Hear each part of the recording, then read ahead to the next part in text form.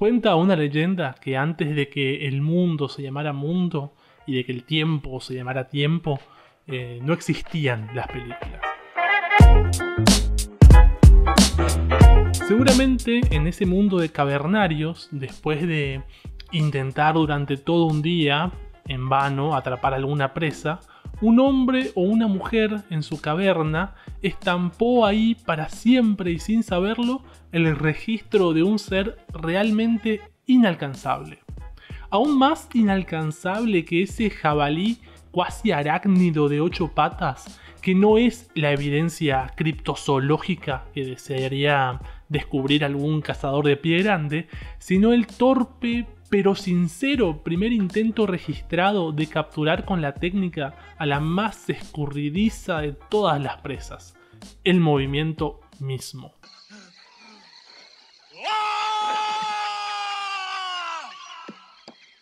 Así tuvieron que pasar milenios entre sombras chinescas y dibujos borrosos para que recién a finales del siglo XIX unos hermanos franceses lograran inventar una magia capaz de atrapar ese fragmento de la realidad que ningún otro arte había podido contener.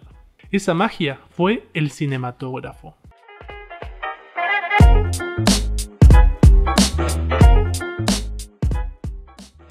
Con los Lumière y su artefacto nació el cine, que en el sentido más estricto y desprovisto de todo encanto es solamente imagen en movimiento, la pura ilusión visual de miles de fotografías encadenadas en una sucesión imperceptible.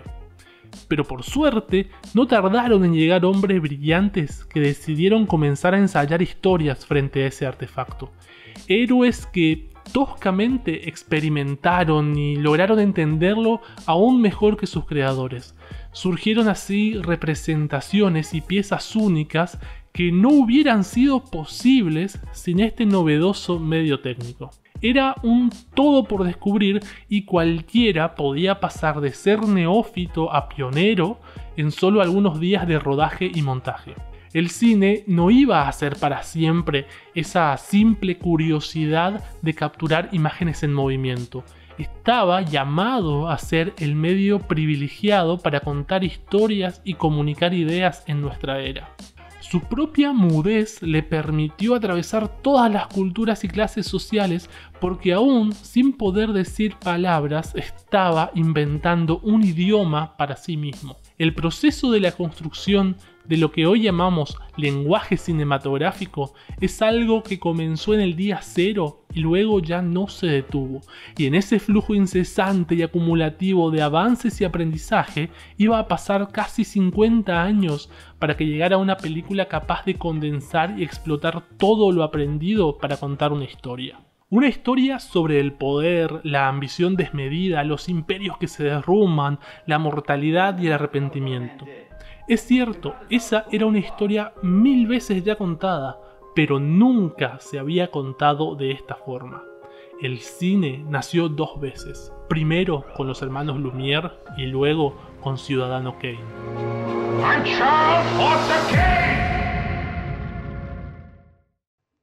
En los días que estaría subiendo este video, va a estar cumpliendo nada más y nada menos que 80 años Ciudadano Kane, que es película, obra magna y ópera prima de Orson Welles como director cinematográfico. Es un clásico absoluto de esas películas que salen mencionadas en cualquier lista de mejores películas de la historia o las más influyentes. Es el tipo de película que ningún cinéfilo que se precie de tal va a reconocerte jamás si es que no la vio. Ese sí es ese tipo de películas.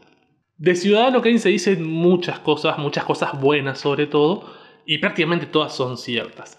Fue una película para su momento audaz, arriesgada, atrevida, bastante innovadora, lo que hace que incluso cuando la veamos hoy, después de 80 años de su estreno justamente, no parezca una película tan vieja. Cuando vemos películas de la década del 30, de la década del 40, nos suele suceder por ahí, al menos a mí me sucede, me cuesta entrar un poco en el ritmo de esas películas. Son lentas, son inocentes, hasta un poco sosas a veces.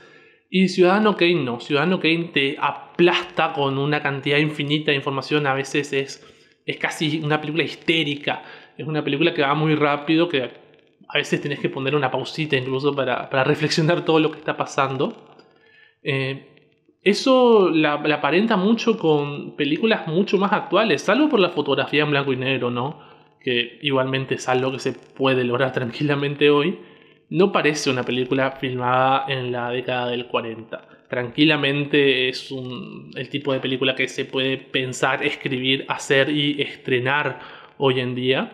O sea, resumiendo, ha envejecido muy bien. Y eso acrecenta además su estatus de clásico. Pero bueno, como decía, son 80 años y los aniversarios redondos siempre son una muy buena fecha para recordar cualquier cosa. Además, hace unos días pasaron los Oscars y bueno, con lo que son los Oscars y todo, por ahí pasó Mank y por ahí a alguien le llama la atención preguntarse, che, ¿por qué tanto lío por ahí, digamos, con una película sobre el contexto de otra película? Bueno, el contexto de Mank es Ciudadano Kane y Ciudadano Kane se merece bastante reconocimiento.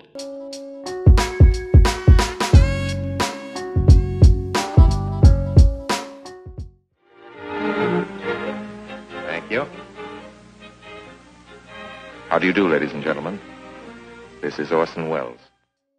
Orson Welles era apenas un joven, más bien un pibe, un nene de 25 años, cuando su nombre ya se había hecho famoso luego de dejar espantada a la mitad más ingenua de Estados Unidos con su radioteatro de la Guerra de los Mundos. Personalmente, cada vez que escucho esta anécdota de la histeria generalizada por la Guerra de los Mundos, me imagino un montón de cletos saliendo a disparar al aire gritando cosas como que el fin está cerca, la tierra es plana, hagamos América grande de vuelta, salemos las dos vidas. Ay, no tendría que haber dicho eso. Aunque el mito diga que fue esa inocencia e ignorancia supina lo que hizo que esa farsa se saliera de control y provocara el caos, no se habla lo suficiente de que fue el talento narrativo, la comprensión del formato informativo, aunado con actuaciones de voz y efectos de sonido hiperrealistas bajo la dirección total de Welles, lo que hicieron de ese show un acontecimiento radiofónico histórico. La representación de la Guerra de los Mundos y el pánico generado le dieron fama mundial a Welles, tanto que hasta Hitler lo mencionó en un discurso como evidencia de la naturaleza corrupta y decadente de la democracia americana. Pero no solo llamó la atención del genocida más famoso de la historia, que no es poca cosa, sino también de los estudios de Hollywood. Todos querían contratar a la nueva estrella, pero Welles, de espíritu independiente, rechazaba sistemáticamente las ofertas de trabajo. Hasta que George Schaefer, presidente de la Radio Kate Orpheum, uno de los 8 grandes estudios del cine americano de la época, responsable de éxitos como King Kong, lo contrató y lo hizo una oferta a su medida que fue imposible de rechazar. Para empezar le pusieron plata, bastante. $100,000 de entrada del puro adelanto, andá y haz lo que quieras. Después le garantizaron el 20% de las ganancias de cualquier película que él hiciera con el estudio. 20% que no es poco, la RKO, como habíamos dicho, era un estudio bastante importante, venía a la baja, es cierto, pero a un 20% de las ganancias era bastante plata. Lo que sí le limitaron el presupuesto. Las películas que él podía hacer tenían que limitarse a los $500,000. Que no era mucha plata. Ojo, no era mucha plata aún para la época, pero sí que era bastante más de lo que un estudio estaba dispuesto en general a confiarle a un director Nobel, a un director sin experiencia en el cine. Además de todo eso, la parte importante es que le dieron total control creativo a Welles, y eso fue lo que lo convenció. Control creativo en el sentido de podés escribir la historia que quieras, podés hacer la película que quieras, podés adaptar la novela que se te cante, Y además le dieron el absoluto control y la potestad completa sobre lo cual sería el corte final de las películas que él hiciera. Como sabemos, normalmente lo que se termina estrenando, lo que se exhibe, suele ser un corte elegido y marcado por la apreciación no del director sino del productor. Eso siempre fue así. Pero a Welles de entrada le dijeron: lo que se estrena es lo que vos decidas. Welles termina siendo como un nene al que le dan las llaves de una dulcería para que haga de las suyas, pero con una dulcería hecha con caramelos a base de cocaína y lo que sea de lo que se hagan los sueños que se hacen realidad. Este contrato generó revuelo en los estudios. Todas las demás casas productoras vieron la posibilidad de que sus talentos comenzaran a pedir condiciones similares y sostuvieron una campaña mediática de burla sobre la reciente incorporación de la RKO. Ya saben, como es costumbre en los estudios de Hollywood, relacionaban directamente buenos contratos con comunismo y le tenían más miedo al comunismo que a la gonorrea. El miedo a hacer el hazmerreír de la industria hizo que Schaeffer recortara las libertades pactadas y rechazara el primer proyecto de Welles para una adaptación de la novela El corazón de las tinieblas de Joseph Conrad, por considerarlo que era demasiado caro y riesgoso para encargarlo a un joven talento que, aunque brillante, aún no tenía ninguna experiencia dirigiendo una película. Cuenta una anécdota que un asistente tuvo que redactar para Welles un manual con todos los nombres y características de las diferentes lentes que se podían usar en una filmación, porque él no tenía ni puta idea. Pero bueno, fue entonces que Welles se inclinó a un proyecto más sencillo y barato. Contrató a Herman Mankiewicz, un guionista veterano de Broadway y Hollywood, y entre los dos tejieron la idea de contar la historia de un hombre luego de su muerte y desde la perspectiva de quienes más lo conocieron en vida. Mank tomó de inspiración al magnate de los medios William Randolph Hearst, a quien había podido conocer y calificaba como una figura tramposa, calculadora y maquiavélica. Con las suficientes similitudes como para ofender a Hearst, Mank escribió la historia de Charles Foster Kane, un hombre heredero de una fortuna incalculable, criado bajo la tutela legal de un banco, que amasa un imperio mediático fundado en el amarillismo y construye un inmenso poder político desde la influencia en la opinión popular, pero que, consumido por su megalomanía, termina muriendo en soledad y anhelando su infancia pobre. La historia del cine describe a Mank como una persona poco confiable, un hablador mujeriego con problemas con la bebida, con un carácter insoportable, xenófobo, misógino, racista, etcétera, etcétera, etcétera. Pero Welles confiaba en su genio y luego de 2 meses Mank le cumplió y entregó su guión para Ciudadano Kane. ¿Qué tanto de ese guión finalmente llegó a las salas en el estreno? Es todavía tema de debate entre los historiadores del cine. Algunos le atribuyen la totalidad de la escritura de lo que se estrenó, digamos, a Mankiewicz, a ese guión de Mank.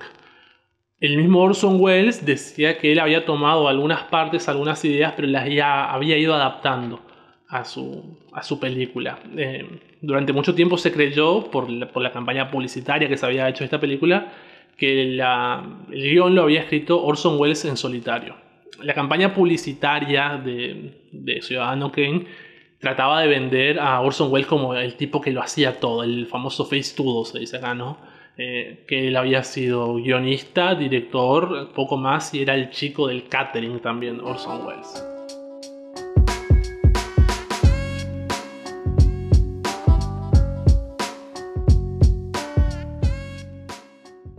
Gentlemen, I don't know what you'll think about Mr. Kane. I can't imagine. You see, I played the part myself. Well...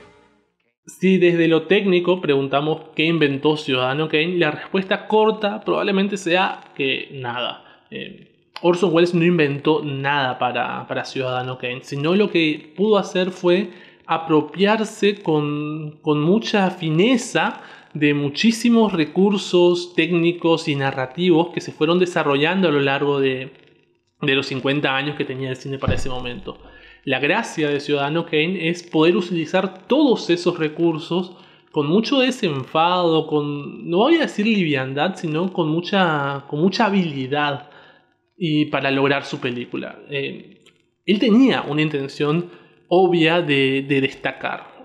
Orson Welles era un tipo que ya destacaba en el teatro, destacaba en la radio y no quería quedarse atrás con su estreno en el cine, digamos, también quería destacar ahí. Muchas veces esta película es descrita como un manual o enciclopedia de todo lo que puede ser el cine, y esa descripción no le queda nada exagerada. Pero es sobre todo una exploración del lenguaje cinematográfico y sus potencialidades. Cuando digo lenguaje cinematográfico me refiero a las ideas y sensaciones que se pueden transmitir casi que solamente con los recursos técnicos y narrativos propios del cine. Iluminaciones, movimiento de cámara, relación entre plano y fuera de plano, entre lo diegético y extradiegético, etcétera, etcétera, etcétera. Entender este lenguaje implica notar cómo el uso de uno u otro de estos recursos impacta de manera diferente en la psicología del espectador, y Welles, con Ciudadano Kane, lo hace a la perfección. Por ahí su aspecto más innovador y que salta a la vista de buenas a primera, aún para los espectadores menos entrenados, vamos a decir, es que tiene una narrativa no lineal, y si ahora no es común, en aquella época menos lo era. Además es una narrativa no lineal muy bien construida a través de diferentes perspectivas. Se va construyendo la historia de Charles Foster Kane a través de la perspectiva de las diferentes personas que lo habían conocido en vida, sus esposas, sus enemigos, socios, amigos, etc. Hay que pensar en la construcción de ese guión como si fuera una especie de dado, con diferentes caras diferentes entre ellas, y que al juntarlas de hecho son mucho más que la suma sola de las partes. Otra de esas características que se ven rápido en Ciudadano Kane es el eclecticismo de géneros que maneja, porque va saltando de uno a otro con la inteligencia de distinguir en qué momento es propicio cada uno, adoptando el estilo narrativo y estético que es propio de cada uno de esos géneros. Así tenemos unos primeros minutos que anticipan un film de terror, en una escena nocturna y oscura con música lúgubre, todo para asistir a la muerte solitaria de Charles Foster Kane en su sombrío castillo de vampiro. Una vez consumado el deceso, pasamos a un informativo ruidoso, explosivo y puramente didáctico sobre tu vida. El cambio es abrupto, desde la sonoridad de la música estridente, la inclusión de un narrador en off y hasta el montaje de piezas de archivo al estilo found footage. La muerte de Kane es sombría y solitaria, su vida vertiginosa e impactante, y la película utiliza todos los recursos disponibles para reforzar esa idea. Apenas van 12 minutos y pasamos a otra metamorfosis. Ahora la película se convierte en un drama de misterio, casi en un policial negro con esa característica iluminación a contraluz, o la visita de tugurios, o la inclusión de informantes inesperados. Así vamos a ver pasar secuencias de comedia romántica, drama familiar, intriga, comedia de situación y hasta un pequeño musical. Y en cada una de estas secuencias, la apropiación de los códigos de cada género se logra a conciencia y sin desentonar en ningún momento con la construcción de la historia. Todo eso me hace pensar que Welles no sabía si luego de hacer esta película iba a tener la posibilidad de hacer otra, y entonces decidió hacerlas todas de una sola vez.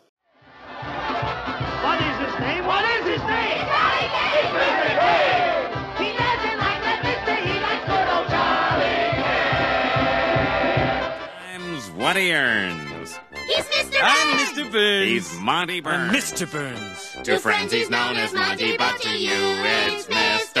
Burns. Si hablamos de los apartados técnicos, en ellos sale a lucirse la formación de Welles como actor y director en el mundo del teatro, y su intención, que fue la de reproducir cuanto fuera posible la experiencia de la representación en directo. Cuando digo acercar la experiencia del teatro, uno podría imaginarse algo así como las películas de Georges Méliès, con alguna obra de teatro que se representa frente a una cámara fija sin mucho más. Pero esa no es una reproducción fiel a la experiencia personal e individual de ver una obra de teatro. Por eso Welles lo que hace es reproducir otros aspectos, particularmente los referidos a la percepción de la espacialidad del escenario o el desplazamiento de la acción en ese espacio. Con eso en mente, se usaron lentes de gran angular para generar un gran campo visual y a la vez se buscó obtener profundidades de campo muy amplias. Eso permite tener un área en campo mucho mayor donde ubicar información, cual si fuera un escenario teatral donde el espacio con información no se reduce solamente al pequeño encuadre de la acción, sino a todo el escenario. Podemos comparar la película de Welles con estos planos de Qué verde era mi valle, película ganadora del Oscar a Mejor Película en 1942, año en que compitió con Ciudadano Kane. Mientras en una tenemos un área de enfoque definida en el primer plano, en Ciudadano Kane se usan muchas escenas con una profundidad de campo que hace visible desde el primer plano hasta el fondo. Pero esto trae una dificultad, que es que para lograr esa profundidad se tienen que usar lentes de bajísima apertura de diafragma, lo que limita severamente el ingreso de luz a través de la misma, por lo que entonces se tuvieron que usar luces con una altísima intensidad. Y esto debía hacerse sin deformar el estilo visual que se pretendía. Y es que en su fotografía, Ciudadano Kane tiende al estilo del expresionismo, con sombras y luces definidas que le suman volumen y gravedad visual a los personajes y a los escenarios, además de construir una atmósfera lumínica que evoluciona con la historia, volviéndose cada vez más oscura y opresiva, en tanto más avanzamos en la historia de Kane, cada vez más consumido por su poder y riqueza. El trabajo de fotografía de esta película es realmente una obra de arte en sí misma, tanto que por primera y última vez en la historia del cine, la placa de créditos es compartida por Welles como director con el director de fotografía Greg Toland. Volvamos a la comparación con Qué verde era mi valle, que utilizó luces suaves y poco contrastadas, dando como resultado una escena en general más luminosa que permite percibir más detalles, pero que pierde en posibilidades dramáticas. La diferencia de la puesta de luces entre estas dos películas es que en su resultado, Qué verde era mi valle, es puramente expositiva, es una iluminación tranquila, digamos, que lo único que tiene como objetivo es mostrarte lo que hay ahí. Mientras tanto que la iluminación de Ciudadano Kane tiene un peso psicológico, narrativo y dramático mucho más elaborado, digamos. El uso de la oscuridad como una aliada también era algo que Welles venía refinando ya en su experiencia en el teatro. En el teatro se suele usar la oscuridad para sugerir, por ejemplo, cuando no contás con un gran decorado, con uno o dos elementos que te pinten un ambiente, sumís el resto de la oscuridad, el escenario en la oscuridad, y se te sugiere que ese ambiente continúa más allá de lo que podés ver. Now in complete control of the government of this state. Y para más, Welles quería combinar todo esto con grandes angulares. Quería tener un campo de visión amplio en su imagen, entonces utilizó lentes de 18,5 milímetros. Las lentes de 18,5 milímetros no eran habituales en el cine, no son habituales aún en el cine. Casi prácticamente todo se graba en 35 milímetros, pero Welles prefirió un gran angular para, como decíamos, reproducir un poco más la experiencia de estar viendo una escena teatral. Pero esto le daba la posibilidad de componer planos que refuerzan la tensión entre personajes cuando es necesario. Esto puede verse en las escenas donde aparecen varios personajes charlando, cuando lo fácil hubiera sido recurrir a un clásico plano y contraplano o a un práctico encuadre general. En su lugar, Welles ubica a sus personajes otorgándole pesos visuales específicos a cada lado del cuadro, utilizando siempre un primer plano. Esto también hace necesario y posible un trabajo de montaje muy fino y reflexionado. Vamos a compararla un poco con la ganadora del Oscar a Mejor Montaje del 42, el Sargento York, y recordemos que Ciudadano Kane ni siquiera fue nominada en esa categoría. La cosa es que los Oscar me parecen una poronga. Sargento York o la misma Qué verde era mi valle, en todo sentido tienen un montaje propio del cine clásico, donde se trata casi exclusivamente de cortar y cambiar para mostrarnos lo que queda fuera del plano en el encuadre previo. Esto es un montaje puramente descriptivo. Pero por su parte, Wells optó por aprovechar esas grandes angulares para construir planos secuencias, pero no de una forma llamativa sobre esos planos secuencia, sino que con un movimientos de cámara suave y coordinados con los actores, se van componiendo y recomponiendo nuevos encuadres que siguen la acción como lo haría un espectador en el teatro. Mientras los demás directores cortan y pegan, Wells filmaba y montaba en la misma acción. Esa es la magia de un plano secuencia. Esto logró darle dinamismo a la vez que soltura a las interpretaciones de los actores, mayormente también formados en el teatro y acostumbrados a actuar en continuo. Estos aspectos de Ciudadano Kane sacan a relucir que su director supo explotar las posibilidades del cine para sacar lo máximo de los recursos técnicos y también humanos con los que contaba. Realmente, si hay que describir con un adjetivo lo que es Ciudadano Kane, ese adjetivo es genial, fruto a la vez de una mente genial. André Bazin, el crítico de cine francés, escribió un libro dedicado a Orson Welles donde se reproduce una interesante entrevista con él, donde, entre muchas otras cosas, ¿no? Hablan de ese lente de 18,5 milímetros y me parece que amerita la lectura de esa cita porque lo pinta de cuerpo entero a Wells. Dice, y cito textualmente: trabajo y he trabajado en 18,5 milímetros únicamente porque los demás cineastas no lo han utilizado. No prefiero el objetivo de 18,5, simplemente soy el único que ha investigado sus posibilidades. No prefiero improvisar, sencillamente es que nadie estaba improvisando hace mucho tiempo. No es una cuestión de preferencia, ocupo las posiciones que no están tomadas porque en este joven medio de expresión esto es una necesidad. Wells fue en definitiva un explorador del cine y su Ciudadano Kane es el resultado de todas esas exploraciones. Es una gran película, la recomiendo, se la recomiendo a todos, sobre todo a quienes tienen interés en el cine desde su análisis y lo teórico, aunque no creo que sea la mejor película de la historia, porque creo que la mejor película de la historia es El bueno, el malo y el feo, pero eso ya es tema para otro video.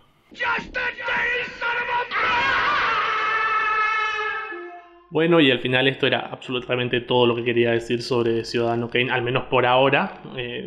Resultó un video bastante largo, más de lo habitual para YouTube al menos.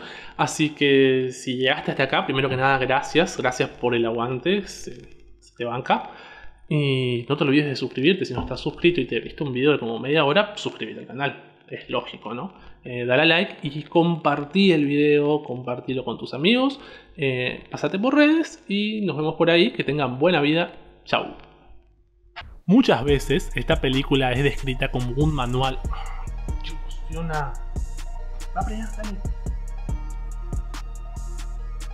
Muchas veces esta película es descrita como un manual o enciclopedia de todo lo que puede ser el cine. Y esa descripción... Muchas veces esta película es descrita... ¡Fiona! ¡La puta madre! ¡Para allá, venga! ¡Dale!